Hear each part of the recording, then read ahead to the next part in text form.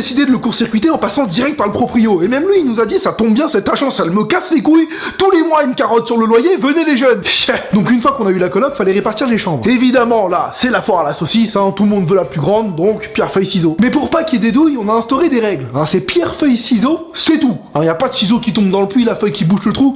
Pierre, feuille, ciseaux, un round gagnant. J'ai eu la deuxième plus grande chambre. Ah oui, j'ai perdu en finale, mais j'étais pas. Hein, j'avais pas beaucoup dormi la veille, j'avais un peu mal au poignet, l'exécution était pas terrible. On sait pas si j'ai fait des ciseaux ou une feuille. Il nous restait alors plus qu'à trouver un nom pour la coloc. Ça, c'est une tradition, hein, chez les colocs étudiantes, de trouver un nom avec loc dedans pour désigner ta coloc. Comme ça, quand on prononce ce nom, on sait tout de suite de quels élèves de l'école il s'agit. Par exemple, la Jean-Louis Borloc. Hein, c'est la coloc des mecs les plus bourrés de l'école. La mise en cloque, c'est la coloc des gros baisers. La sans culoc, c'est la coloc des filles un peu libertines de l'école. La 15 o'clock, c'est la coloc de ceux qui font tellement la fête qu'ils se réveillent jamais avant 15h. La gynécoloc, t'as compris. On cherchait donc un nom, et comme à la base on était deux asiates dans la coloc, on voulait l'appeler comme le plat asiatique, le loklak.